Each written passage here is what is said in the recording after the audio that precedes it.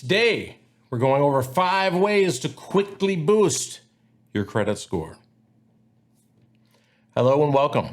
My name is Mark Mazurek, mortgage lending professional. I've been helping people with mortgages and credited for well over 25 years.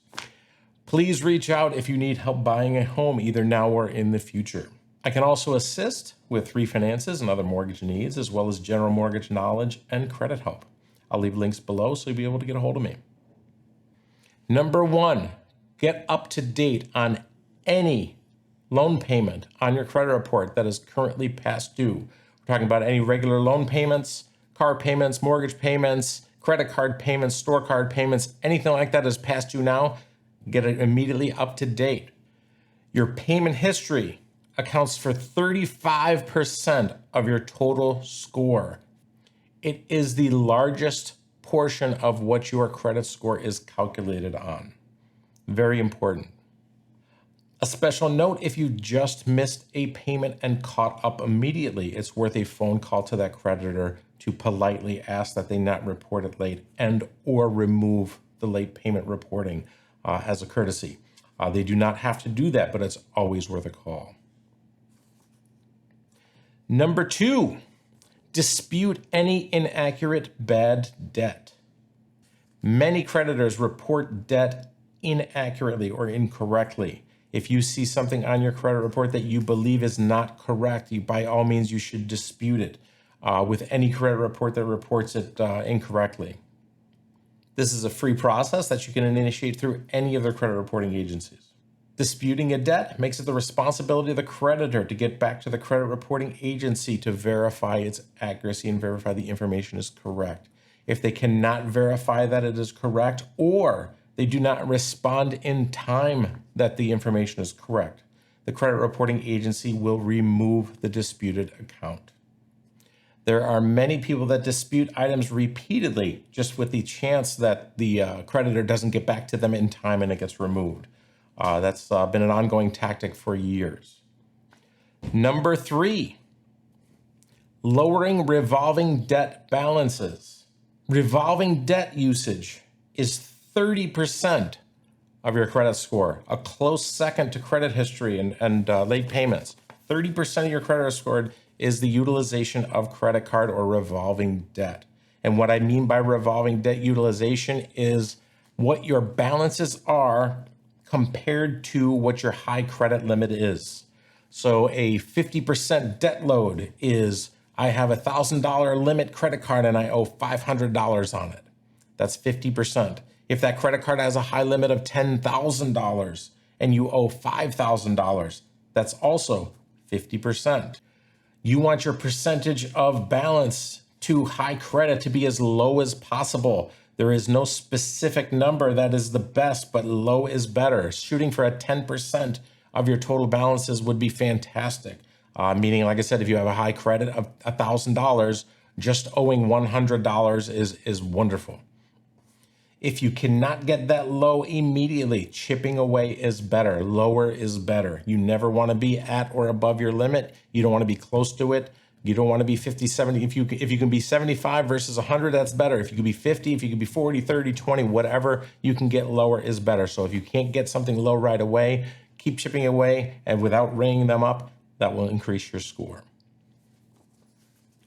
Number 4, adding yourself or removing yourself as an authorized user on a credit card. Now, this is a double-edged sword and can go both ways. As we spoke of credit usage, where you want your percentage as low as possible to the high limit. If you have a card that's rung up completely, if you have a $1,000 credit card and it's rung up to $1,000, you're at 100%. If you have a spouse, a family member, a parent that has a credit card with a zero balance and it's $1,000, and you're now an authorized user on that card, now you have 2 cards, one with 1,000, one with a zero, but you have $1,000 balance, $2,000 limit, you're now at 50% instantly because you were added onto that card. Now, if you're already an authorized user on a card and it's rung up a lot or more than half, sometimes removing yourself from that card as an authorized user will pull that off your credit report, and that can also help your score for the same reason in reverse. Being an authorized user on a credit card means that you can actually use that credit card, or you can get a credit card of your own to use that account. The people that hold that account do not have to give you a credit card. They could just have you as an authorized user so it could show up on your credit. The added bonus to being an authorized user on a credit card would be also if you have very minimal credit, you're trying to build credit. Adding yourself in an authorized user not only puts a trade line that wasn't on your credit report on your credit report now, but it'll actually show up as whenever that card opened. So you could literally be 18 years old and get your first credit card, and if it's an authorized user credit card for a parent, it could look like you've had credit for 12 years, and that'll make your score look a lot better because it'll show an established credit for a period of time. Number 5, add an additional credit card. As an example before, if you have a $1,000 credit card rung up all the way, if you add another $1,000 credit card that you do not use, now you're at 50% again, because one has 0 balance, one has 1,000. The total limit between the two is 2,000. You can also use that new card if it has a lower interest rate to transfer the balance from the first card to the second. So you're getting a better deal on the amount that you owe. The key being that you're not adding debt, you're just moving the debt.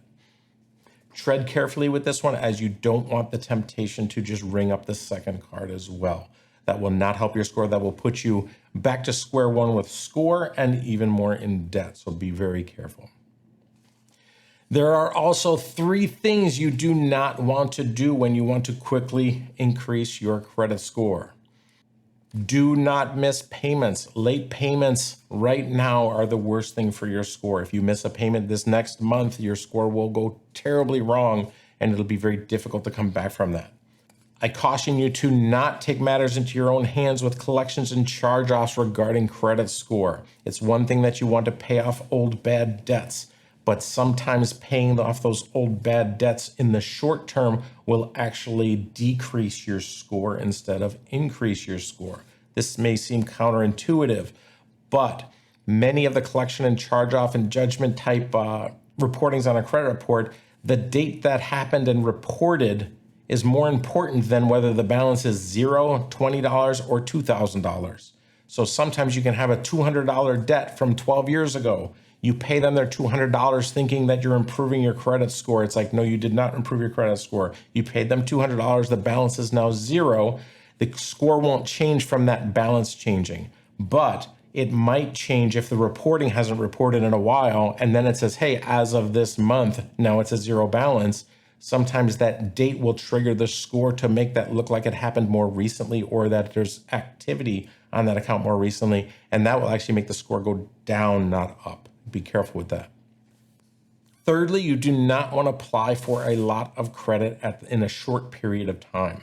In the example we use where you add a credit card to offset your debt usage, you don't want to apply for a credit card, get approved, apply for another one. That will tank your score. You don't want to get turned down and keep applying. If you got turned down, chances are the next one's going to turn you down as well if you're looking for the same terms and stuff like that. If you're applying for a credit card and you get turned down, my advice would be to wait a bit, watch your scores, and apply again a few months later, not a few days later, not a few weeks later, a few months later. Let it pass for a while. There are 3 do's that you can have for your credit health overall when you're looking to increase your scores. Track your credit score with a free service that tracks your credit and your scores. I personally use Credit Karma and Experian because that covers, between the two of them, it covers all 3 credit reports, and they both have free services to track your credit. Now, when you track your credit with the free services, what I recommend is using this tool to look at your scores, look at your credit, check for accuracy. You will be notified by these services if you apply for credit. So that also notifies you if somebody's applying for credit in your name that you don't know about. So it helps with fraud and identity theft. It also shows you when you do something actively or when something times out actively on your credit, you'll see the score change. So you'll see something that will make your score go up. You'll see something that make your score go down, and you can have a mental note of what's happening and why. You can see what we're doing. You can see what we're trying to achieve and see if that's helping or hurting at any given time when your scores update. I caution you with these services, the actual score number will vary from when you apply for a loan from anywhere from a house, a car, a credit card, a store card. When a credit service tells you their score, they tend to be more lenient. They tend to be more aggressive on telling you. They want to tell you what you want to hear. They want to tell you that your score is great, that your credit's awesome.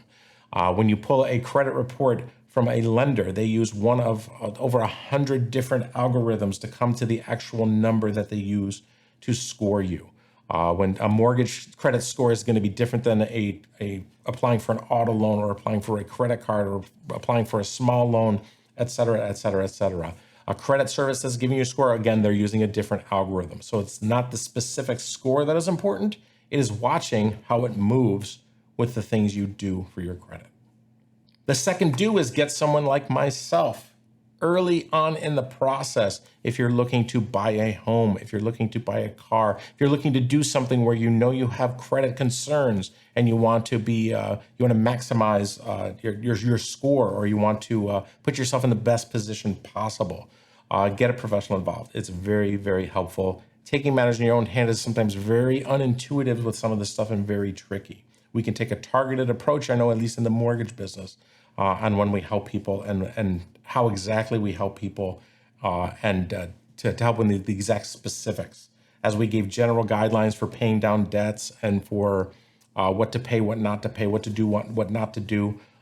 Somebody coming into my office for mortgage, we usually take a very specific and targeted approach. And you want to do that to maximize your score for what you want to achieve. And the third do would be to ask questions. Don't assume.